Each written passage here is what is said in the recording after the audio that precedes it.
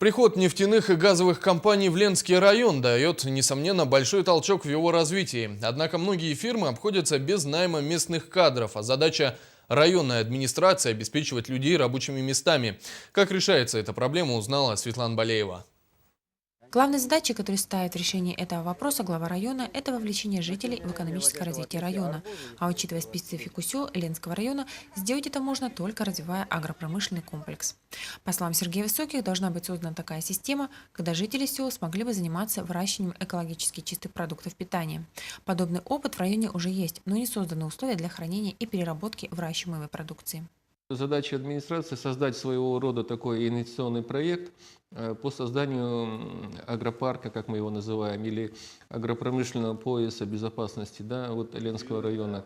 И над этим сегодня мы работаем. И на форуме, как раз вот инвестиционном последнем, мы очень так подробно на этом останавливались. Это был один из основных вопросов. И что радует, вот активно в эту работу были вовлечены и некоторые главы поселений, много предпринимателей из сел. И сегодня они тоже понимают, что вот путь развития именно сельских предпринимателей – это, конечно, занятие вот сельским хозяйством. Основой создания агропарка в Ленском районе должно стать развитие развивающихся направлений района. Одним из них является молочная продукция, которая сегодня пользуется спросом на местном рынке. Здесь, по словам главы района, потребуется небольшая модернизация путем вовлечения жителей сел, занимающихся производством молока. Лидером по производству молока сегодня является село Бичинча. Второе направление – это растениеводство, выращивание овощей, картофеля, капусты, а также овощей открытого грунта.